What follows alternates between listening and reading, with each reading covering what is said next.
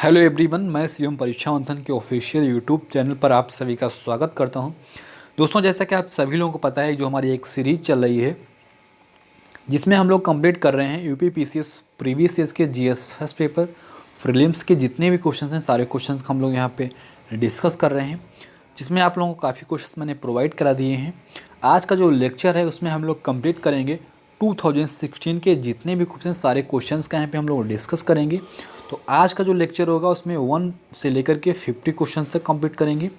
उसके बाद आपका जो सेकेंड लेक्चर होगा उसमें हम लोग 51 से लेकर के 100 क्वेश्चन तक, और लास्ट लेक्चर में हम लोग 100 से लेकर के 150 क्वेश्चन तक, यानी इसको 3 लेक्चर में सारे क्वेश्चन हम लोग डिस्कस करेंगे। तो आज के लेक्चर में हम लोग केवल 50 क्वेश्चन डिस्कस करेंगे। और जितने भी लोग 2021 का एग्ज़ाम देने वाले हैं यूपी पीसीएस पीटी का, और इसकी जो डेट है वो भी कंफर्म हो चुकी है, 13 जून है, और इसके जो फॉर्म है वो भी आ चुका है।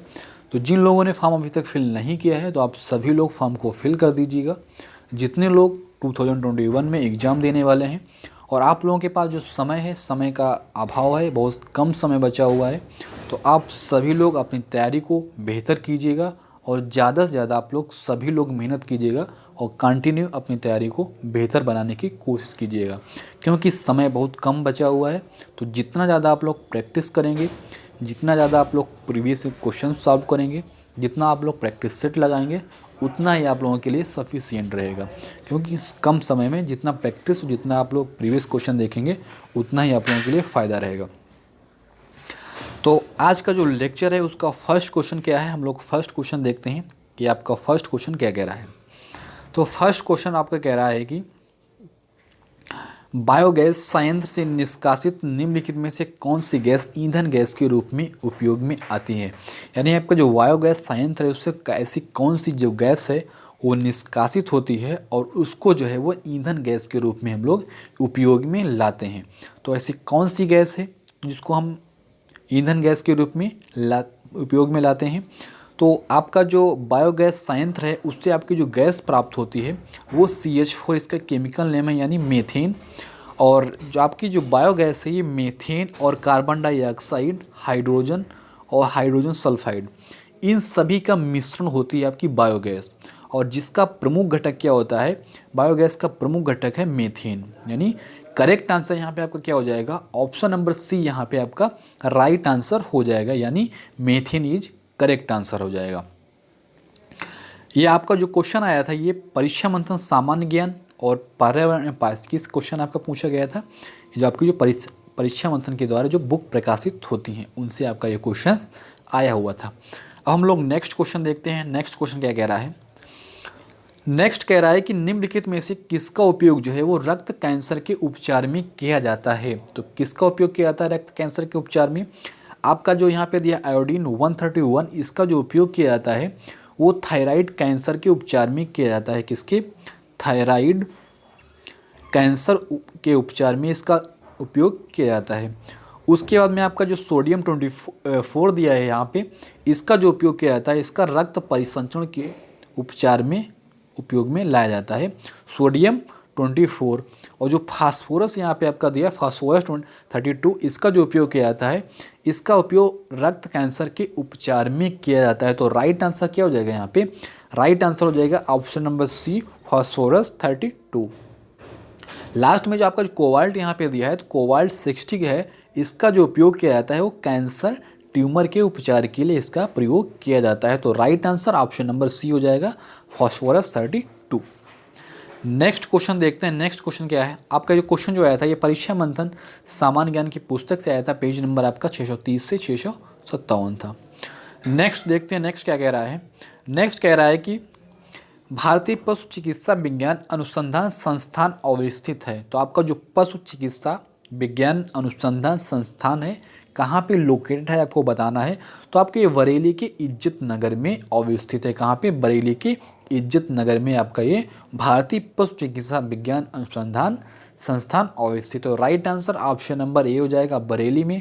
इसकी जो स्थापना हुई थी वो कब हुई थी, इसकी स्थापना 1889 में हुई थी। कब हुई थी, 1889 में हुई थी। तो right answer option number A हो जाएगा। ये आपका जो क्वेश्चन पूछा गया था ये उत्तर प्रदेश सामान्य ज्ञान की पुस्तक से आया था, पेज नंबर आपका था 125। नेक्स्ट क्वेश्चन की ओर बढ़ते हैं। नेक्स्ट क्वेश्चन कह रहा है कि मिर्च आपकी जो तीखी होती है उसमें क्या रीजन होता है जो तीखापन इसमें पाया जाता है। तो जो आपका कैप्सेसिन की उपस्थिति के कारण ही इसमें मिर्च जो आपकी होती है इसमें तीखापन पाया जाता है। यहाँ पे आप लोग एक चीज़ याद रखिएगा, इसको कैप्सिसिनोइड भी कहते हैं। क्या कहते हैं? कैप्सिसिनोइड भी कहते हैं। इसको आप लोग यहाँ पे याद रखिएगा।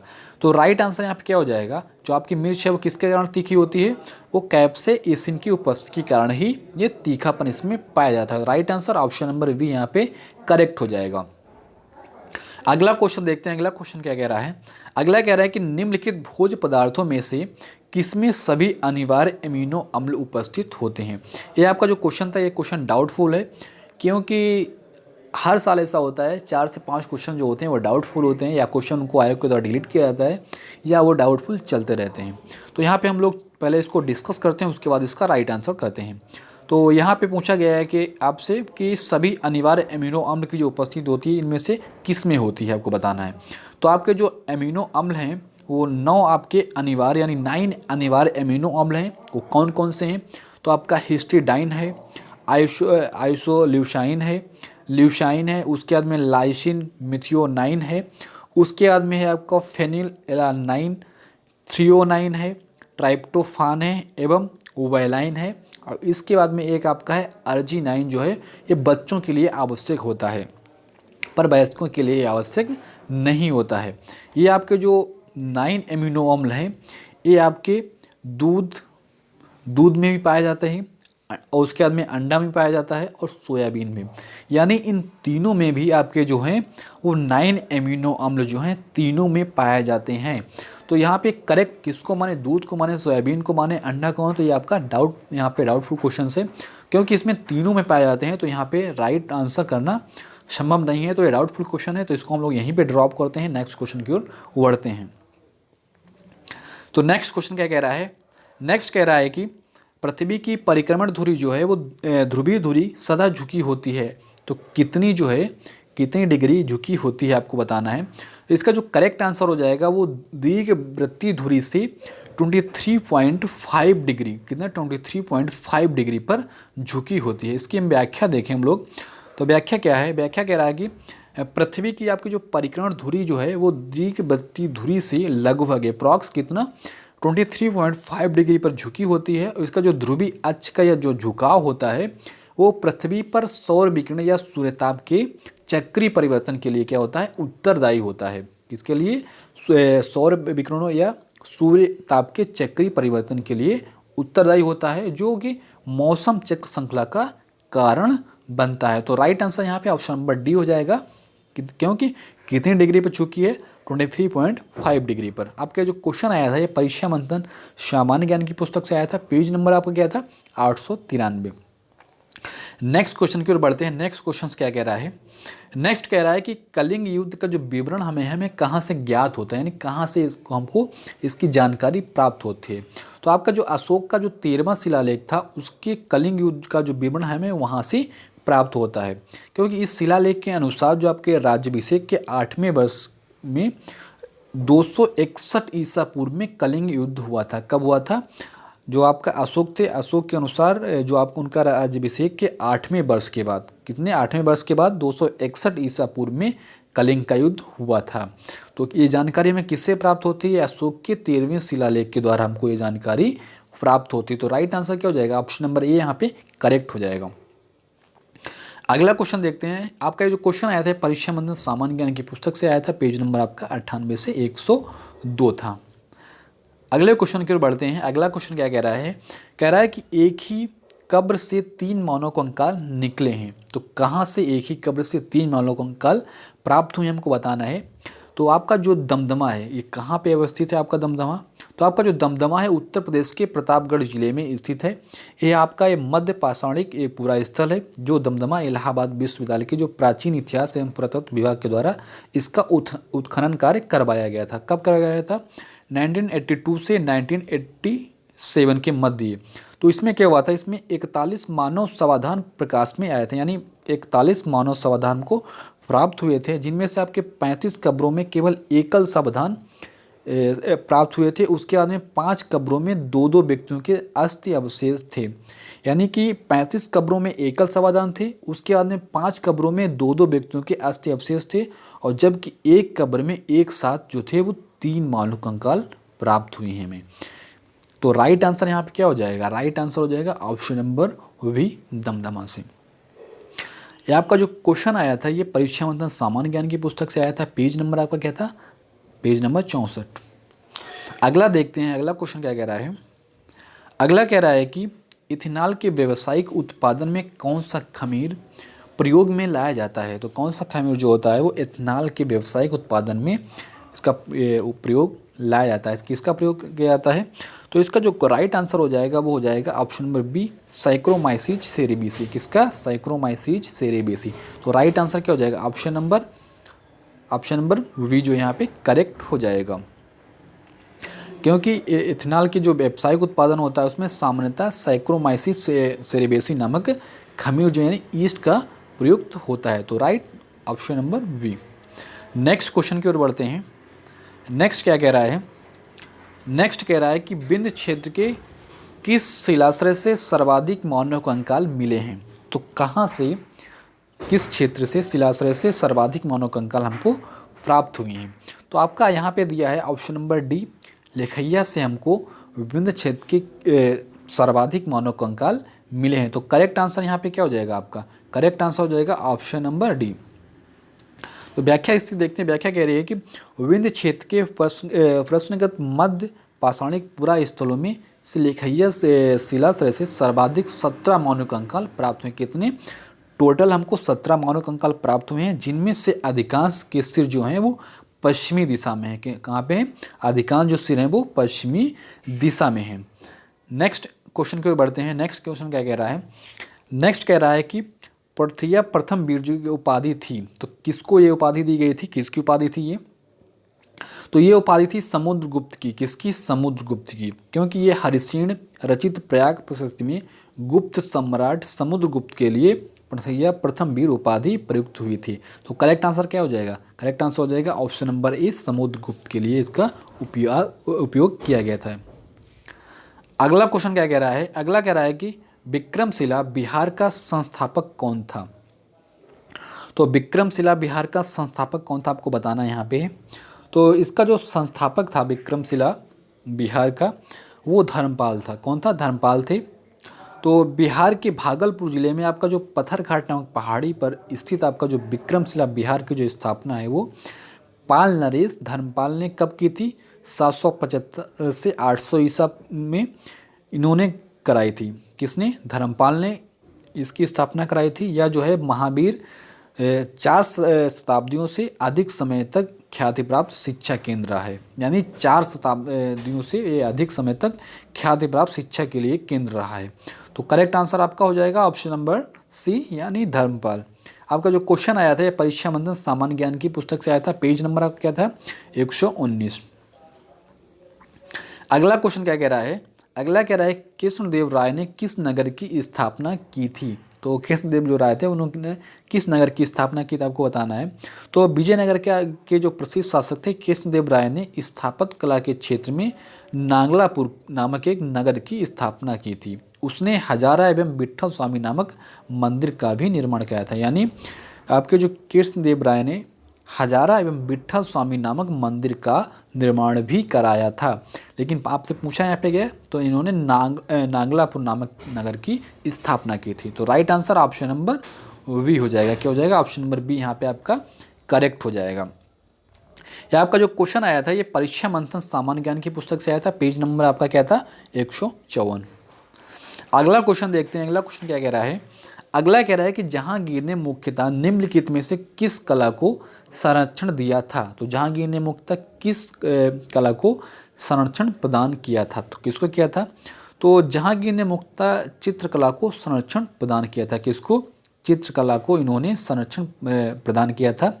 उसके समय मुगल चित्रकला अपने चरमोत्कर्ष पर पहुंची। यानी कि उनके समय में जो चित्रकला थी वो अपने चरमोत्कर्ष पर पहुंची थी। जहांगीर ने हेरात के आका रिजा के नेतृत्व में आगरा में एक चित्रशाला की स्थापना की थी। किसके नेतृत्व में? इन्होंने हेरात और आका रिजा के नेतृत्व में आगरा में एक चित्रशाला की स्थापना की थी। उसके समय के जो प्रमुख चित्रकारों में उस्ताद मंसूर हैं, अबुल हसन है, फारूक बेग हैं और दौलत मनोहर, उसके बाद में बिशन दास शामिल थे। ये सभी जो हैं चित्रकारों में उस्ताद मंसूर, ये सभी जो है वो चित्रकार शामिल हैं। तो राइट आंसर क्या हो जाएगा? राइट आंसर आपका हो जाएगा ऑप्शन नंबर ई, चित्रकला। ये क्वेश्चन जो आया था ये परीक्षा मंथन सामान्य ज्ञान की पुस्तक से आया था। पेज नंबर क्या था? 181 पेज नंबर था। अगला क्वेश्चन क्या कह रहा है? अगला कह रहा है गुलाम का गुलाम किसे कहा गया था? तो किसको जो था वो गुलाम का गुलाम कहा गया था, आपको बताना है यहाँ पे। तो इल्तुतमिश आपके जो थे, इल्तुतमिश को गुलाम का गुलाम कहा गया था। तो हम लोग इसकी व्याख्या देखते हैं। व्याख्या क्या है? व्याख्या है कि जो आपके गुलाम का गुलाम जो इसकी जो संज्ञा दी गई थी वो इल्तुतमिश को प्रदान की गई थी, क्योंकि ये स्वयं गुलाम रहे शासक कुतुबुद्दीन ऐबक द्वारा खरीदा गया दास था। यानी ये जो इल्तुतमिश थे ये, क्योंकि ये स्वयं गुलाम रहे शासक जो थे कुतुबुद्दीन ऐबक के द्वारा खरीदा गया एक दास था। तो करेक्ट आंसर आपका क्या हो जाएगा? तो करेक्ट आंसर यहाँ पे आपका हो जाएगा ऑप्शन नंबर डी, इल्तुतमिश। आपका जो क्वेश्चन है आया था ये परीक्षा मंथन सामान्य ज्ञान पुस्तक से आया था। पेज नंबर आपका था 138। अगला क्वेश्चन क्या कह रहा है? अगला कह रहा है कि निम्नलिखित में से किस मुगल शासक ने लाला कलावंत से हिंदू संगीत की शिक्षा ली थी? तो यानी कि निम्नलिखित में से मुगल शासक ने लाला कलावंत से हिंदू संगीत की शिक्षा ली। तो किसने जो है वो शिक्षा ली थी? तो ये शिक्षा अकबर ने ली थी। किसने? अकबर ने। किस मुगल शासक ने? अकबर ने लाला कलावंत से हिंदू संगीत की शिक्षा ली थी। तो मुगल सम्राट अकबर ने लाला कलावंत से हिंदू संगीत की शिक्षा प्राप्त की थी। तो करेक्ट आंसर हो जाएगा ऑप्शन नंबर सी, अकबर। ये आपका जो क्वेश्चन आया था ये परीक्षा मंथन सामान्य ज्ञान की पुस्तक से आया था। पेज नंबर आपका था 182। अगला क्वेश्चन देखते हैं। अगला क्वेश्चन क्या कह रहा है? अगला कह रहा है कि मुगल काल में जिस मदरसे ने मुस्लिम न्याय शास्त्र की पढ़ाई में विशिष्टता हासिल की वह स्थित था। यानी कि मुगल काल में जिस मदरसे ने मुस्लिम न्याय शास्त्र की पढ़ाई में विशिष्टता हासिल की थी वो कहाँ पे लोकेटेड है, आपको बताना है। तो कहाँ पे लोकेट है? ये लखनऊ में लोकेट है। कहाँ पे? लखनऊ में। कहाँ पे? ये मुगल काल में लखनऊ में स्थित फारंगी महल मदरसे ने मुस्लिम न्यायशास्त्र के अध्ययन में विशिष्टता हासिल की थी। तो करेक्ट आंसर हो जाएगा ऑप्शन नंबर ई, लखनऊ में। अगला क्वेश्चन क्या कह रहा है? अगला कह रहा है कि किस वर्ष बाबर ने सुल्तान इब्राहिम लोदी को पानीपत की लड़ाई में पराजित किया था? तो किस वर्ष इन्होंने जो था सुल्तान इब्राहिम लोदी को पानीपत की लड़ाई में पराजित किया था? तो कब किया था? ये 1526 ईस्वी में पराजित किया था। कब किया था? 1526 ईस्वी में। जो आप बाबर ने पानीपत की जो प्रथम लड़ाई आपकी हुई थी वो 21 अप्रैल 1526 ईस्वी को हुई थी। को इब्राहिम लोदी को पराजित किया था बाबर ने। इस युद्ध में बाबर ने जो तुलगामा युद्ध नीति एवं तोपखाने का सफल प्रयोग किया था। यानी कि इसमें जो इस युद्ध जो आपका जो युद्ध हुआ था इसमें बाबर ने तुलगामा युद्ध नीति एवं तोपखाने का सफल प्रयोग किया था। तो राइट आंसर क्या हो जाएगा? 1526 यहाँ पे आपका करेक्ट हो जाएगा। अगले क्वेश्चन की ओर बढ़ते हैं। अगला क्वेश्चन क्या कह रहा है? अगला कह रहा है कि सर थॉमस मुनरो किन वर्षों में मद्रास के गवर्नर रहे हैं? किन वर्षों में ये मद्रास के गवर्नर रहे थे ये? तो 1820 यानी 1820 से 1827 तक ये मद्रास के गवर्नर रहे थे। सर थॉमस मुनरो को 1820 में मद्रास का गवर्नर नियुक्त किया गया था और उसके बाद इनको 1927 में कॉलेरा के कारण अपनी मृत्यु तक ये इस पद पर रहे। यानी 1927 में ये कॉलेरा के कारण अपनी मृत्यु तक इस पद पर बने रहे थे। उसने मद्रास में रैयतवाड़ी व्यवस्था को लागू किया था। यानी सर थॉमस मुनरो ने मद्रास में रैयतवाड़ी व्यवस्था को लागू किया था। तो राइट आंसर यहाँ पे क्या हो जाएगा? आपका करेक्ट आंसर हो जाएगा ऑप्शन नंबर ए, 1820 से 1827 तक। अगला क्वेश्चन क्या है? एक क्वेश्चन जो आपका आया था परीक्षा मंथन सामान्य ज्ञान की पुस्तक से आया था। पेज नंबर आपका था 200। अगला क्वेश्चन देखते हैं। अगला क्वेश्चन क्या कह रहा है? अगला कह रहा है कि the roots of ancient India के लेखक कौन है। तो the roots of ancient India के राइटर आपको बताना है कौन इसके राइटर हैं। तो डी.के. चक्रवर्ती हैं कि डी.पी. अग्रवाल हैं, और उसके बाद में दिया है डब्ल्यू.ए. फेयर सर्विस हैं कि एक होश हैं। तो इसका जो करेक्ट आंसर हो जाएगा वो हो जाएगा कि the roots of ancient India पुस्तक की जो लेखक हैं वो कौन है, डब्ल्यू.ए. फेयर सर्विस है। तो right answer option number C यहाँ पे आपका करेक्ट आंसर हो जाएगा। अगला क्वेश्चन क्या कह रहा है, अगला इसमें कह रहा है कि सूची फर्स्ट को सूची सेकंड से आपको सुमिलित करना है और नीचे दिए गए कोड से आपको इसका सही आंसर देना है। इसमें सूची फर्स्ट में क्या दिया है, सूची फर्स्ट में यहाँ पे दिया है प्रथम कर्नाटक युद्ध, उसके बाद में तृतीय कर्नाटक युद्ध, उसके बाद में द्वितीय कर्नाटक युद्ध, उसके बाद में प्रथम मैसूर युद्ध, उसके बाद में यहाँ पे सूची सेकंड दी है। तो हम लोग इसको सुमिलित करते हैं। तो आपका जो प्रथम कर्नाटक युद्ध हुआ था, तो इसको अगर हम लोग सुमिलित करें तो ये एक्सला चैपल की संधि से अंत हुआ था। कब, एक्सला चैपल की संधि से। तो ये आपका जो ए वाला है 4 से सुमिलित हो गया। उसके बाद में आपका तृतीय कर्नाटक युद्ध, ये क्या है, इसको अगर हम लोग सुमिलित करते हैं तो ये पेरिस की संधि से अंत हुआ था। इसका किसकी, पेरिस की संधि से अंत हुआ था।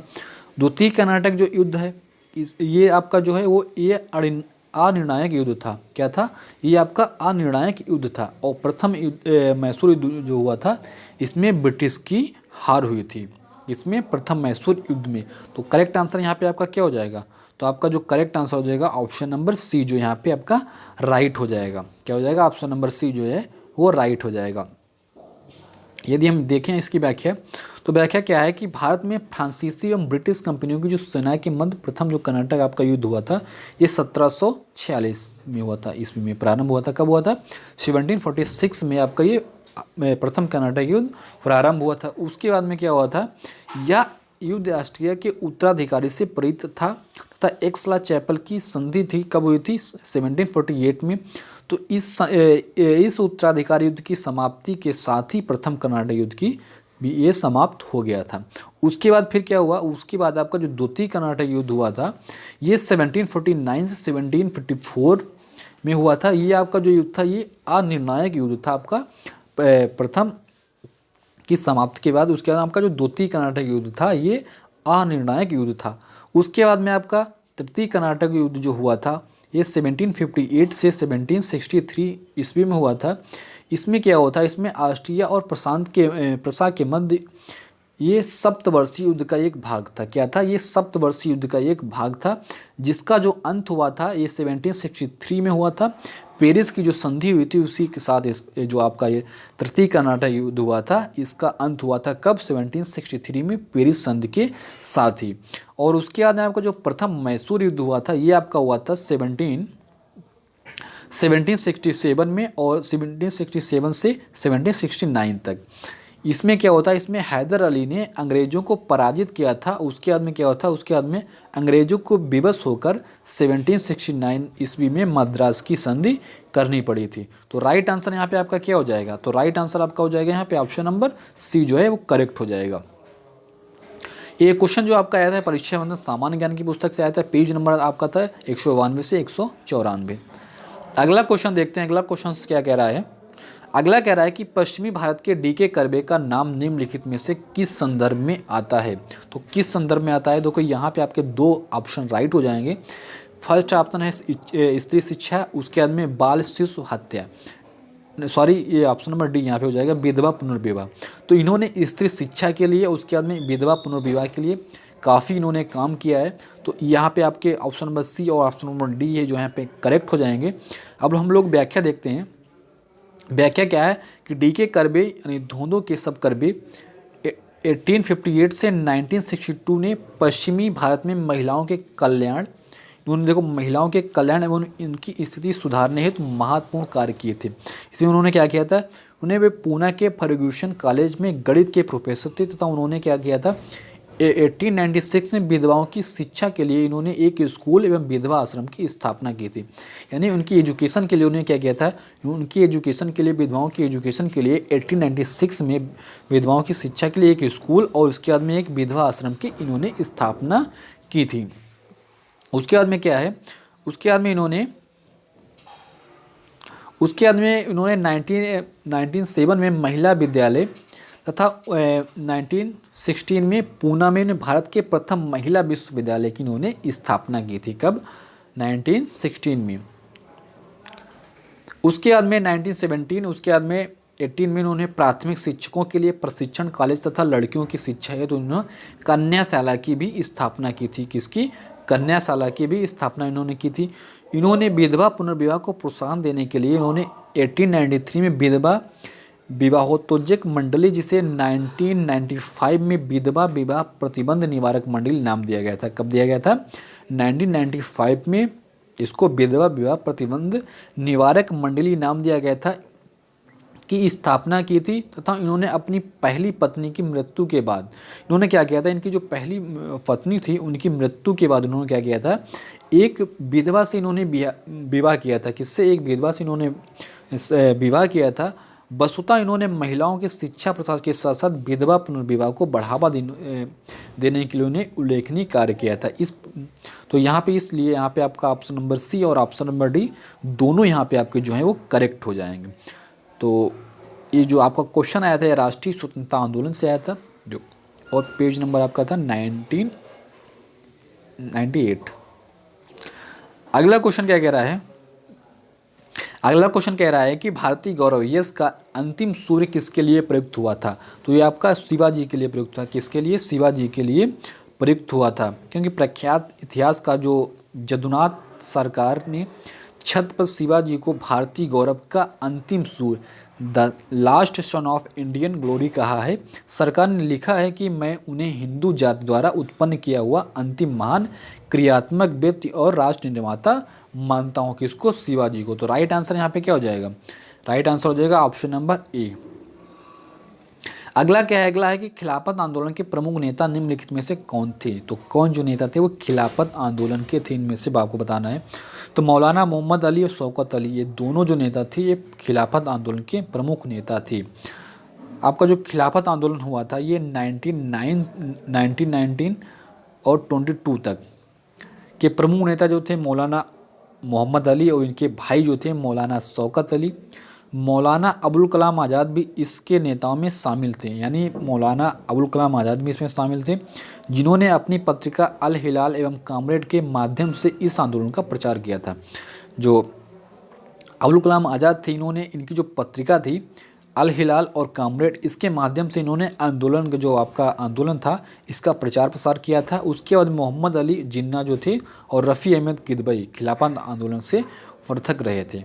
तो करेक्ट आंसर हो जाएगा आपका ऑप्शन नंबर ए। और आपका ये क्वेश्चन जो आया था ये परीक्षा मतलब सामान्य ज्ञान की पुस्तक से आया था। पेज नंबर आपका था 284। अगला क्वेश्चन देखते हैं। अगला क्वेश्चन क्या है? अगला है कि देवबंद आंदोलन यूपी संयुक्त प्रांत में किस वर्ष जो है वो आरंभ हुआ था? तो ये 1866 में आरंभ हुआ था। कब? देवबंद आंदोलन जो था यूपी में संयुक्त प्रांत में 1866 में प्रारंभ हुआ था। करेक्ट आंसर क्या हो जाएगा? ऑप्शन नंबर डी यहाँ पे राइट हो जाएगा। इसकी हम लोग व्याख्या देखते हैं। व्याख्या क्या है? मोहम्मद कासिम ननौतबी और रशीद अहमद गंगोही द्वारा 1866 और 67 ईस्वी में तत्कालीन संयुक्त प्रांत के सहारनपुर स्थित देवबंद से देवबंद आंदोलन यहाँ से प्रारंभ हुआ था, जिसका जो मुख्य उद्देश्य क्या था? इसका मुख्य उद्देश्य था कि मुस्लिम संप्रदाय का नैतिक एवं धार्मिक पुनरुद्धार करना। ये इस्लामी शिक्षा के हितायती थी तथा अंग्रेजी शिक्षा के और ये पश्चिमी संस्कृति के मतलब विरोधी थे। तो राइट आंसर आपका यहाँ पे क्या हो जाएगा? ऑप्शन नंबर क्या दिया है यहाँ पे? राइट हो जाएगा आपका ऑप्शन नंबर डी 1866। अगले क्वेश्चन की ओर बढ़ते हैं। अगला क्वेश्चन क्या कह रहा है?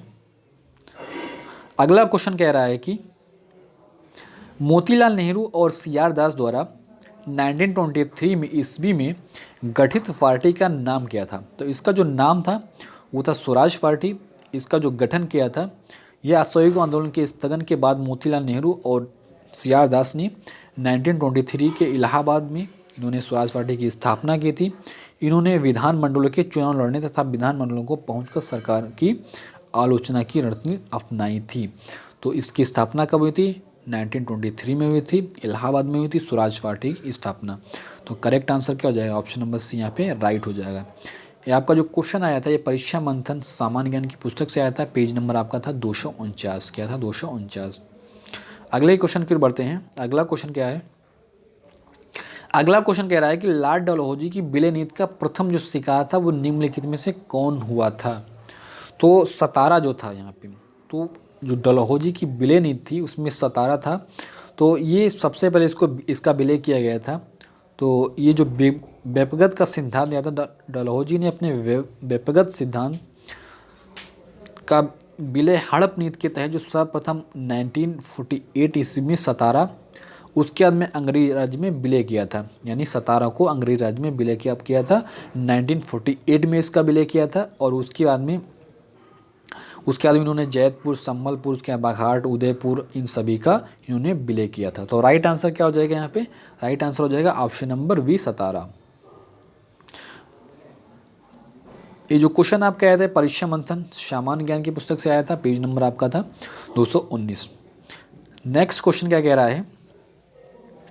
नेक्स्ट क्वेश्चन कह रहा है कि निम्नलिखित में से किसके विरोध में रविन्द्रनाथ टैगोर ने अपनी नाइटहुड का परित्याग कर दिया था? तो किसके विरोध में रविन्द्रनाथ टैगोर ने अपनी जो उपाधि थी नाइटहुड का परित्याग कर दिया था? तो जो आपका जलियांवाला बाग जनसंहार हुआ था उसमें इन्होंने क्या किया था? उसमें इन्होंने नाइटहुड का परित्याग कर दिया था। तो आपका जो जलियांवाला हत्याकांड हुआ था इसमें जो कब हुआ था? 13 अप्रैल 1919 में हुआ था। इसके विरोध में रविन्द्रनाथ टैगोर ने अपनी नाइटहुड की उपाधि का परित्याग कर दिया था। साथ ही शंकरन नायर ने इस हत्याकांड के विरुद्ध वायसराय की जो कार्यकारिणी परिषद से इस्तीफा दे दिया था। तो करेक्ट आंसर यहाँ पे क्या हो जाएगा आपका? तो करेक्ट आंसर आपका हो जाएगा यहाँ पे ऑप्शन नंबर वी। ये जो आपका क्वेश्चन था ये परीक्षा मंथन सामान्य ज्ञान की पुस्तक से आया था और पेज नंबर आपका क्या था? 247। नेक्स्ट क्वेश्चन की ओर बढ़ते हैं। नेक्स्ट क्वेश्चन क्या कह रहा है आपका? नेक्स्ट कह रहा है कि सूची फर्स्ट को सूची सेकंड से आपको सुमिलित करना है और सूची के माध्यम से आपको इसका राइट आंसर बताना है। सूची फर्स्ट और सूची सेकंड। यहाँ पे संविधान संशोधन दिया है, वित्त आयोग, यानी किसका संबंध किस आर्टिकल से है आपको बताना है। तो यहाँ पे दिया संवैधानिक संशोधन जो है वो इसका जो संबंध है वो है, सभी को पता होगा, आर्टिकल 368। कितना? आर्टिकल 368। उसके अंदर वित्त आयोग का जो संबंध है किससे है? सभी को पता होगा इसका संबंध है अनुच्छेद 280। किससे? 280 से। वित्त आपात का संबंध किससे? सभी को पता है, काफ़ी इजी है, आप लोग पता होगा तो आप लोग लगा दोगे राइट आंसर। इसका संबंध है अनुच्छेद 360 से। उसके बाद में अखिल भारतीय सेवाएं, इसका जो संबंध है वो है ऑप्शन नंबर डी हो जाएगा यहाँ पे, अनुच्छेद 12 से, 312 से। तो राइट आंसर यहाँ पे क्या हो जाएगा? करेक्ट आंसर हो जाएगा option number B. Option number B यहाँ पे आपका राइट हो जाएगा। आपका जो क्वेश्चन आया था ये राज्य व्यवस्था से आया था। अगला क्वेश्चन क्या कह रहा है? अगला क्वेश्चन कह रहा है कि लोकसभा द्वारा पारित धन विधेयक राज्यसभा द्वारा भी पारित मान लिया जाएगा यदि राज्यसभा द्वारा उस पर कोई कार्रवाई नहीं की जाती है। कितने दिनों तक आपको बताना है। तो संविधान के अनुच्छेद 105 के अनुसार यदि लोकसभा द्वारा और राज्यसभा को उसकी सिफारिशों के लिए प्रेषित धन विधेयक जो 14 दिनों की अवधि के भीतर अगर लोकसभा को नहीं लौटाया जाता है तो उस उक्त अवधि की समाप्ति पर दोनों सदनों द्वारा उस रूप में पारित, ये क्या होगा? पारित किया गया समझा जाएगा जिसमें वो लोकसभा द्वारा पारित किया गया था। यानी 14 दिन को इनके पास 14 दिन की टाइम होता है। अगर 14 दिन के बाद इन्होंने अवधि के भीतर लोकसभा को नहीं लौटाया तो उस उक्त अवधि की समाप्ति पर दोनों सदनों द्वारा इसको क्या होगा? पारित मान लिया जाएगा। तो करेक्ट आंसर यहाँ पे क्या हो जाएगा? ऑप्शन नंबर बी जो यहाँ पे आपका राइट हो जाएगा। अगला क्वेश्चन क्या कह रहा है? अगला कह रहा है कि किस जाति तथा जनजाति को अनुसूचित जाति तथा अनुसूचित जनजाति घोषित करने हेतु शक्ति संपन्न संवैधानिक प्राधिकारी है। तो किसको ये अधिकार प्राप्त है कि किस जाति को, जनजाति को अनुसूचित जाति तथा अनुसूचित जनजाति घोषित करने का जो अधिकार है वो किसके पास है? तो इसका जो अधिकार है वो राष्ट्रपति के पास है। किसके पास? भारत का जो राष्ट्रपति है उसको अधिकार है कि उस संविधान के अनुच्छेद 341 के तहत किसी जाति को अनुसूचित जाति घोषित करने तथा अनुच्छेद 342 के तहत किसी जाति को अनुसूचित जनजाति घोषित करने हेतु शक्ति संपन्न संवैधानिक प्राधिकारी राष्ट्रपति होता है। तो करेक्ट आंसर यहाँ पे क्या हो जाएगा, ऑप्शन नंबर ए यहाँ पे आपका करेक्ट हो जाएगा, यानी कि राष्ट्रपति को इसकी शक्ति प्राप्त है। अगला क्वेश्चन देखते हैं, अगला क्या है, ये आपका जो क्वेश्चन से आया था ये भारत का संविधान एवं राज्य व्यवस्था से आया था, पेज नंबर आपका था 192। अगला क्वेश्चन क्या कह रहा है, अगला कह रहा है कि अंग्रेजों के विरुद्ध खान अब्दुल गफ्फार खान द्वारा प्रारंभ किए गए आंदोलन का नाम क्या था। यानी कि अंग्रेजों के जो विरुद्ध खान अब्दुल गफ्फार खान द्वारा प्रारंभ किए गए थे जो आंदोलन का नाम आपको बताना है, इसका नाम क्या था। तो इसका जो नाम था वो था लाल कुर्ते यानी रेड शर्ट। क्यों, क्योंकि जो आपका जो सविनय अवज्ञा आंदोलन के दौरान उत्तर पश्चिमी सीमांत प्रांत में खान अब्दुल गफ्फार खान ने सीमांत गांधी नाम से प्रसिद्ध द्वारा अपने खुदाई खिदमतगार संगठन के तहत लाल कुर्ती यानी रेड शर्ट आंदोलन चलाया था। इस संगठन के जो स्वयं सेवक थे वो लाल कुर्ती पहनते थे। क्या होते, इस संगठन के जो स्वयं सेवक थे वो लाल कुर्ती पहनते थे। ये जो था आपका सविनय अवज्ञा आंदोलन के दौरान उत्तर पश्चिमी सीमांत प्रांत में इन्होंने इसका ये प्रारंभ हुआ था। किसके द्वारा, इसका जो नाम क्या था, ये लाल कुर्ती यानी रेड शर्ट था। ऑप्शन नंबर ए यहाँ पे आपका करेक्ट हो जाएगा। ये आपका जो क्वेश्चन आया था ये परीक्षा बंधन सामान्य ज्ञान की पुस्तक से आया था, पेज नंबर आपका क्या था 253। अगला क्वेश्चन क्या कह रहा है, अगला कह रहा है कि भारत के सर्वोच्च न्यायालय ने संविधान के आधारभूत ढांचे के सिद्धांत को स्पष्ट किया है। तो किसमें स्पष्ट किया है, तो केशवानंद भारती बात जो आपका था 1973 का, इसमें इन्होंने स्पष्ट किया है कि संविधान का आधारभूत ढांचा क्या है। उसके बाद में क्या है कि व्याख्या इसकी देखते हैं। तो व्याख्या क्या है कि 1973 के केशवानंद भारती बनाम केरल राज्यवाद में सर्वोच्च न्यायालय ने संविधान के आधारभूत मौलिक ढांचे के सिद्धांत को स्पष्ट किया, जिसके अनुसार किसी संविधान संशोधन में या संविधान के आधारभूत ढांचे का उल्लंघन होता है तो होता क्या इसमें, तो सर्वोच्च न्यायालय उसका पुनराविलोकन कर उसे उल्लंघन की मात्रा तक शून्य घोषित कर सकता है। किसमें, तो इसका जो इन्होंने केशवानंद भारती बात जो आपका हुआ था 1973 में, इन्होंने संविधान के आधारभूत ढांचे को इसमें स्पष्ट किया था। तो राइट आंसर आपका क्या हो जाएगा, यहाँ पे राइट आंसर हो जाएगा ऑप्शन नंबर डी। क्या हो जाएगा, ऑप्शन नंबर डी।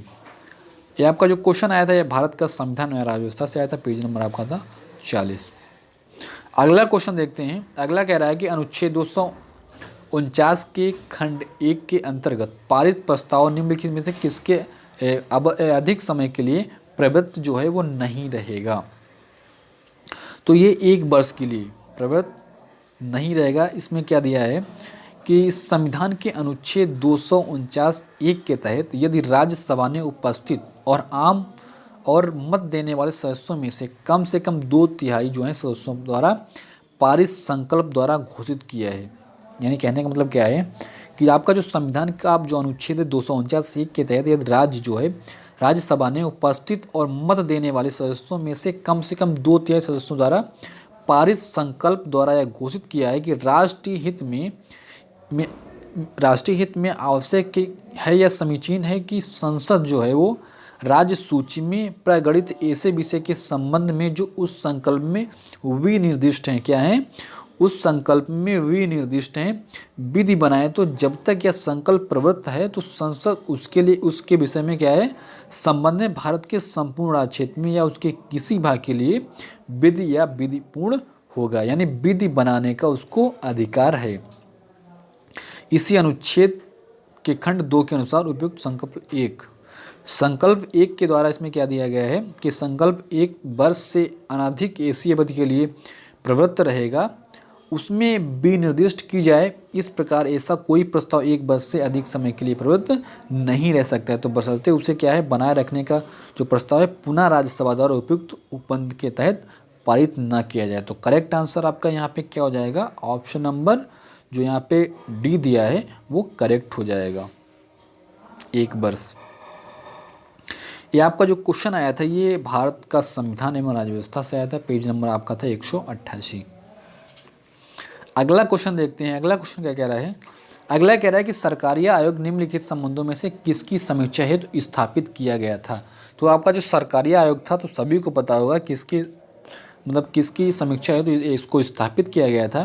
तो ये केंद्र राज्य संबंधों तथा उनके बीच जो शक्तियों के वितरण पर विचार करने के लिए इसको 1983 में न्यायमूर्ति आपके रणजीत सिंह सरकारिया की अध्यक्षता में एक आयोग का गठन किया था, जिसने 1900 यानी 1987 में अपनी रिपोर्ट सौंपी थी। तो करेक्ट आंसर क्या हो जाएगा, ऑप्शन नंबर सी यहाँ पे करेक्ट हो जाएगा। ये आपका जो क्वेश्चन आया था भारत का संविधान एवं राज्य व्यवस्था से आया था, आप पेज नंबर क्या था 117। अगला क्वेश्चन है आंतरिक सुरक्षा अकादमी अवस्थित है, तो कहाँ पे लोकेट है आपकी आंतरिक सुरक्षा अकादमी। तो ये आपकी माउंट आबू में अवस्थित है। कहाँ पे, माउंट आबू में अवस्थित है। कहाँ पे, राजस्थान के माउंट आबू में अवस्थित है आंतरिक सुरक्षा अकादमी। इसकी जो स्थापना हुई थी वो 1975 में हुई थी। कब, 1975 में हुई थी। तो करेक्ट आंसर क्या हो जाएगा, ऑप्शन नंबर यहाँ पे करेक्ट हो जाएगा। अगला क्या है, अगला है कि राज्य वित्त आयोग एक है, तो क्या है एक, यह एक संवैधानिक संस्था है। क्या है, यह एक संवैधानिक संस्था है। क्यों है, क्योंकि इसका जो संविधान का अनुच्छेद है 243, इसमें प्रावधानित है कि राज्यपाल प्रत्येक 5 वर्ष पर राज्य वित्त आयोग का गठन करेगा। तो इसका संविधान में उल्लेख है। तो करेक्ट आंसर क्या हो जाएगा, ऑप्शन नंबर सी यहाँ पे करेक्ट हो जाएगा। ये जो आपका क्वेश्चन आया था ये भारत का संविधान एवं राज्य व्यवस्था पुस्तक से आया था, पेज नंबर आपका था 120। अगला क्वेश्चन क्या कह रहा है, अगला कह रहा है कि भारतीय संविधान के किस अनुच्छेद के अंतर्गत अंतर्राष्ट्रीय समझौतों को प्रभावी बनाने हेतु संसद राज्य सूची के विषय पर कानून बना सकती है। तो इसमें इसका जो अनुच्छेद है किस अनुच्छेद के अंतर्गत को बताना है, किस अनुच्छेद के अंतर्गत है। तो अनुच्छेद आपका हो जाएगा 253। क्या हो जाएगा, अनुच्छेद 253 जो यहाँ पे करेक्ट हो जाएगा। ऑप्शन नंबर डी यहाँ पे आपका राइट हो जाएगा, क्योंकि भारतीय संविधान के अनुच्छेद 253 के अंतर्गत क्या है, संसद को किसी अन्य देश या देशों के साथ की गई संधि, करार या अभिसमय अथवा किसी अंतर्राष्ट्रीय सम्मेलन, संगम या अन्य निकाय में किए गए किसी विनिश्चय के कार्यान्वयन के लिए भारत के संपूर्ण राज्य क्षेत्र या उसके किसी भाग के लिए विधि बनाने की शक्ति है। इसके तहत क्या है, इसके तहत संसद जो है वो अंतर्राष्ट्रीय समझौतों को प्रभावी बनाने हेतु राज्य सूची के विषयों पर भी कानून क्या है वो बना सकती है। तो बना सकते हैं। तो यहाँ पे आपका राइट आंसर क्या हो जाएगा, आपका जो राइट आंसर यहाँ पे हो जाएगा वो हो जाएगा आर्टिकल 253। नेक्स्ट क्वेश्चन आप लोग हम देखते हैं। नेक्स्ट क्वेश्चन आपका क्या कह रहा है, ये आपका जो क्वेश्चन आया था भारत का संविधान एवं राज्य व्यवस्था की पुस्तक से आया था, पेज नंबर आपका क्या था 188। अगला क्वेश्चन क्या है, अगला क्वेश्चन कह रहा है कि भारतीय संविधान के किस अनुच्छेद में निर्वाचन आयोग के लिए प्रावधान किया गया है। तो भारतीय संविधान के किस आर्टिकल में आपको बताना है इसका जो उपबंध किया गया है। तो आपका जो आर्टिकल है 324, किसमें 324 में इसका उपबंध किया गया है कि भारतीय संविधान के अनुच्छेद 324 में निर्वाचन आयोग का प्रावधान है, किसमें 324 में। तो राइट आंसर क्या हो जाएगा, ऑप्शन नंबर यहाँ पे सी जो यहाँ पे आपका करेक्ट हो जाएगा। व्याख्या देखते हैं हम लोग। व्याख्या क्या है कि भारतीय संविधान के अनुच्छेद 324 के अनुसार इस संविधान के अधीन संसद और प्रत्येक राज्य के विधान मंडल के लिए कराए जाने वाले सभी जो निर्वाचनों के लिए तथा राष्ट्रपति और उपराष्ट्रपति के पदों के लिए निर्वाचनों हेतु निर्वाचक नामावली तैयार करने तथा उन सभी निर्वाचनों के संचालन का जो है अधीक्षण, निदेशन और नियंत्रण जो है वो निर्वाचन आयोग में निहित होगा। तो राइट आंसर हो जाएगा ऑप्शन नंबर सी। आपको क्वेश्चन जो आया था ये भारत का संविधान एवं राज्य व्यवस्था से आया था, पेज नंबर आपका था 126। अगला है कि पंचायत चुनाव में अनुसूचित जातियों के लिए पदों को जो आरक्षण है वो किस राज्य में लागू नहीं होगा। तो आपका जो अरुणाचल प्रदेश है इसमें जो क्या है, इसमें जो है पदों के लिए आरक्षण लागू नहीं होगा अनुसूचित जनजातियों के लिए। तो करेक्ट आंसर क्या हो जाएगा, ऑप्शन नंबर सी यहाँ पे करेक्ट हो जाएगा। आपका जो क्वेश्चन ये आया था ये भारत का संविधान एवं राज्य व्यवस्था से आया था, पेज नंबर आपका क्या था 121 था।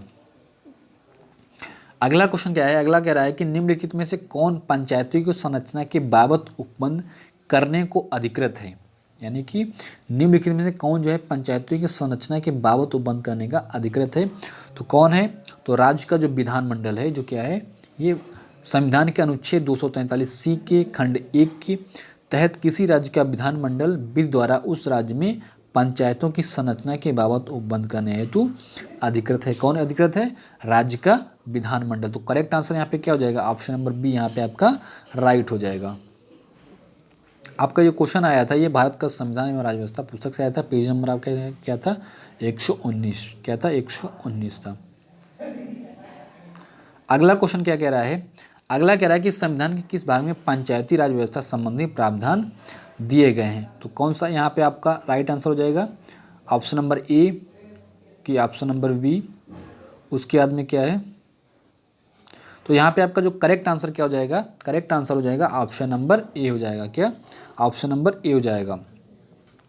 इसमें जो आपका है 73वें संविधान संशोधन आपका जो हुआ था अधिनियम 1992 और 24 अप्रैल 1993 से लागू आपका हुआ था। ये 11वीं अनुसूची में पंचायतों को सौंपे जाने वाले कार्य जो है वो जोड़कर पंचायती राज व्यवस्था संबंधी प्रावधान संविधान में शामिल किए गए थे। कब किए थे, 1992 और 1993। तो राइट आंसर यहाँ पे क्या हो जाएगा, राइट आंसर आपका हो जाएगा ऑप्शन नंबर ए। ये आपका जो क्वेश्चन आया था ये भारत का संविधान एवं राज्य व्यवस्था पुस्तक से आया था। पेज नंबर आपका क्या था, 119 था। अगला क्वेश्चन क्या कह रहा है, अगला कह रहा है कि पंचायती राज व्यवस्था अपनाई गई थी, यानी पंचायती राज व्यवस्था जो है वो अपनाई गई थी। तो कब अपनाई गई थी, ये लोकतंत्र की शक्तियों के विकेंद्रीकरण के लिए अपनाई गई थी। क्या क्या गया था कि लोकतंत्र की शक्तियों के विकेंद्रीकरण के लिए अपनाई गई थी। राइट आंसर आपका हो जाएगा ऑप्शन नंबर सी। तो क्या गया, लोकतंत्र की शक्तियों के विकेंद्रीकरण और विकास में जन भागीदारी के साथ, क्या है, विकास के लिए जन भागीदारी के साथ शासन के निचले स्तर तक जवाबदेही के विस्तार के मूल उद्देश्यों के साथ पंचायती राज व्यवस्था का जो है अपनाई गई थी। यानी इसका विकास किसके लिए किया गया था कि विकेंद्रीकरण और जन भागीदारी के साथ शासन के निचले स्तर तक जवाबदेही के विस्तार के मूल उद्देश्यों के साथ पंचायती राज व्यवस्था अपनाई गई थी। तो राइट आंसर क्या हो जाएगा, ऑप्शन नंबर बी यहाँ पे करेक्ट हो जाएगा। अगला क्वेश्चन क्या है, ये आपका जो क्वेश्चन आया था भारत का संविधान एवं राज्य व्यवस्था पुस्तक से आया था। पेज नंबर क्या था, 118। अगला क्वेश्चन क्या कह रहा है, अगला कह रहा है कि भारत में पंचायती राज व्यवस्था का शिल्पी किसे कहा जाता है। तो भारत में जो पंचायती राज व्यवस्था का शिल्पी है वो किसे कहा जाता है, आपको बताना है। इसका जो शिल्पी है पंचायत व्यवस्था का वो बी.आर. मेहता को कहा जाता है। किसको कहा जाता है, बी.आर. मेहता को कहा जाता है। व्याख्या देखते हैं तो भारत में पंचायती राज व्यवस्था का शिल्पी है बलवंत राय मेहता को कहा जाता है। क्यों कहा जाता है, क्योंकि वसुतः बलवंत राय जो मेहता थे, मेहता जो समिति इनकी थी 1957 की सिफारिशों के आधार पर ही देश में लोकतांत्रिक विकेंद्रीकरण और विकास कार्यों के सुचारू एवं समुचित क्रियान्वयन हेतु स्थानीय स्वशासन की त्रिस्तरीय पंचायती राज व्यवस्था प्रारंभ की गई थी।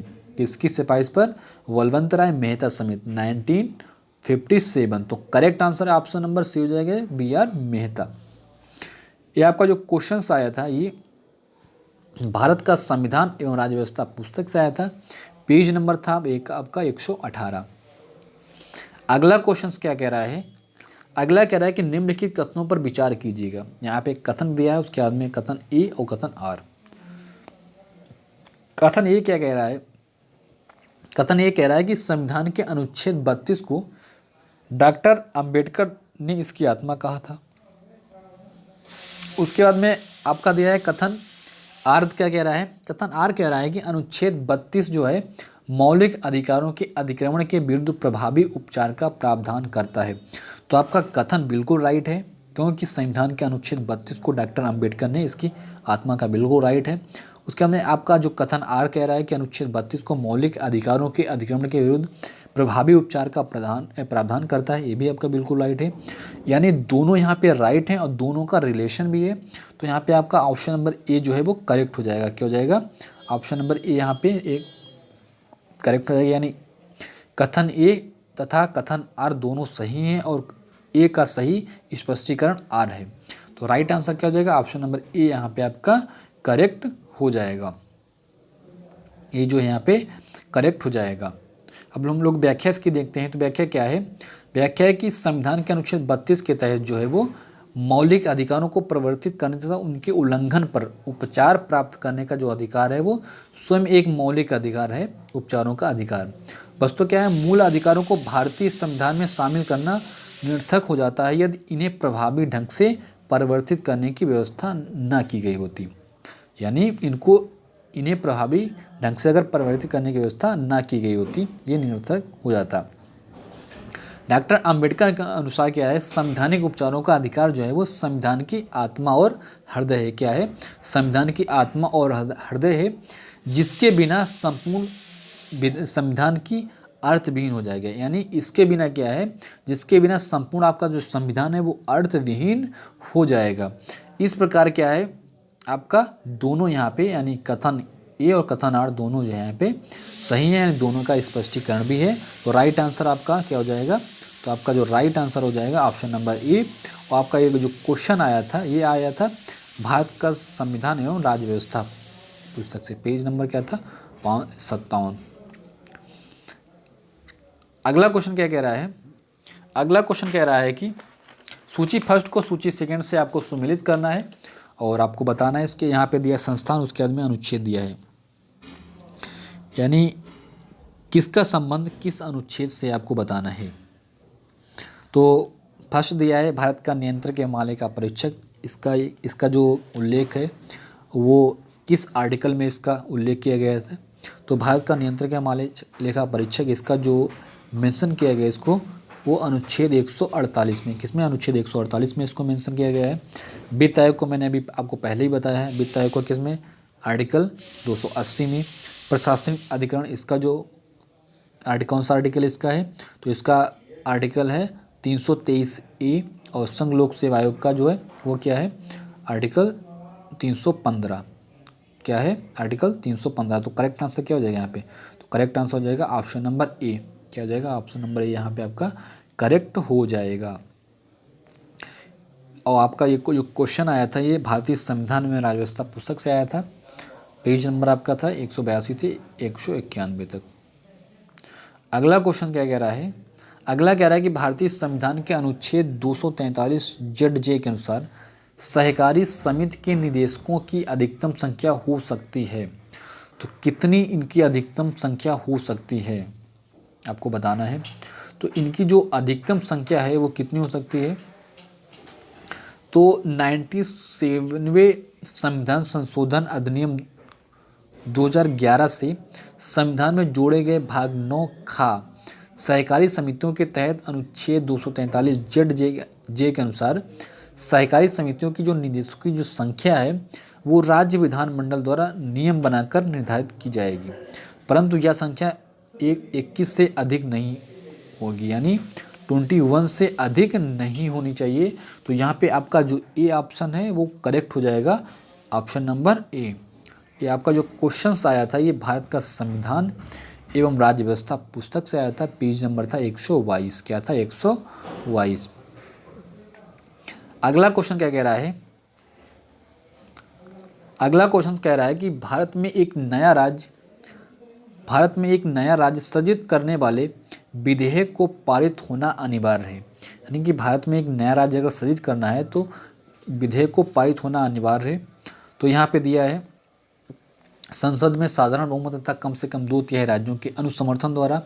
उसके बाद में बी दिया है संसद में साधारण बहुमत द्वारा। उसके बाद में संसद के 2/3 बहुमत तथा कम से कम 2/3 राज्यों के अनुसमर्थन द्वारा। तो यहाँ पे दिया है ऑप्शन नंबर बी संसद में साधारण बहुमत के द्वारा। अब व्याख्या देखते हैं हम लोग, इसमें क्या है कि संसद भी द्वारा संविधान के अनुच्छेद 2 के तहत भारत संघ में नए राज्यों का प्रवेश, क्या है, नए राज्यों का प्रवेश या उनकी स्थापना कर सकती है। यानी कि अनुच्छेद 2 के तहत भारत संघ में नए राज्यों का प्रवेश या उनकी स्थापना कर सकती है, तथा अनुच्छेद 3 के तहत नए राज्यों का सृजन, अनुच्छेद 3 के तहत नए राज्यों का सृजन और वर्तमान राज्यों के क्षेत्रों, सीमाओं, नामों में परिवर्तन कर सकती है। किस अनुच्छेद के तहत, अनुच्छेद 3 के तहत। और अनुच्छेद 4(2) के अनुसार पूर्वोक्त प्रकार की कोई विधि अनुच्छेद 368 के प्रयोजनों के लिए इस संविधान का संशोधन नहीं समझी जाती है, अर्थात संसद जो है वो तत्संबंधी विधेयक को साधारण बहुमत से ही पारित कर सकती है। तो करेक्ट आंसर जो यहाँ पे हो जाएगा आपका ऑप्शन नंबर वी हो जाएगा। और एक जो आपका जो क्वेश्चन आया था भारत का संविधान एवं राज्य व्यवस्था पुस्तक से आया था, पेज नंबर आपका क्या था, पेज नंबर था आपका 32। क्या था? 32। अगला क्वेश्चन क्या कह रहा है? अगला कह रहा है कि भारत में नागरिकों को मौलिक अधिकारों में संशोधन कौन कर सकता है, यानी भारत के जो मौलिक अधिकार हैं उसमें संशोधन कौन कर सकता है। तो और इसलिए कि संसद कर सकती है, तो यहाँ पे करेक्ट हो जाएगा, क्या हो जाएगा? संसद हो जाएगा। आपका जो क्वेश्चन जो आया था ये भारत का संविधान में राज्य व्यवस्था पुस्तक से आया था, पेज नंबर आपका था 60। अगला क्वेश्चन हम लोग देखते हैं यहाँ पे। अगला और लास्ट क्वेश्चन है आप आज के लेक्चर का। अगला क्वेश्चन क्या कह रहा है? अगला क्वेश्चन कह रहा है कि भारतीय संविधान का कौन सा अनुच्छेद भारत की विदेश नीति से संबंधित है। भारतीय संविधान का जो ऐसा कौन सा अनुच्छेद है, यानी कौन सा आर्टिकल है वो विदेश नीति से संबंधित है। तो कौन सा आर्टिकल है? तो आपका आर्टिकल है 51। क्या है? आर्टिकल 51 जो है भारतीय संविधान का अनुच्छेद 51 भारत की विदेश नीति से संबंधित है। इस अनुच्छेद के अनुसार राज्य भारत राष्ट्र यानी अंतर्राष्ट्रीय शांति सुरक्षा की अभिवृद्धि का राष्ट्रों के बीच न्याय संगत और सम्मानपूर्ण संबंधों को बनाए रखने का, संगठित लोगों को एक दूसरे से व्यवहारों में अंतर्राष्ट्रीय विधि और संधि बाध्यताओं के प्रति आदर बढ़ाने का और अंतर्राष्ट्रीय विवादों के माध्यम से द्वारा निपटारे के लिए प्रोत्साहन देने का प्रयास करेगा। तो किस आर्टिकल में इसका मेंशन है? तो आर्टिकल 51 जो है यहाँ पे करेक्ट हो जाएगा, ऑप्शन नंबर डी। और पेज नंबर आपका क्या है? Page number 65। और पुस्तक कौन सी? भारत का संविधान राज्य व्यवस्था। तो आज के लेक्चर में हम लोगों ने 50 क्वेश्चंस कंप्लीट किए। इसके बाद में आपका जो सेकंड लेक्चर होगा इसमें हम लोग 51 से आगे के क्वेश्चन जितने भी उसको कंप्लीट करेंगे, यानी आपका 3 लेक्चर में सारा क्वेश्चन जो है वो कंप्लीट होंगे 150 क्वेश्चन तक। तो आज के लिए बस इतना ही। मिलते हैं नेक्स्ट वीडियो में, नेक्स्ट लेक्चर में। आपको जो नेक्स्ट लेक्चर होगा उसके साथ मिलते हैं। आज के लिए बस इतना ही। तो thank you so much, thanks for watching. Don't forget like and subscribe.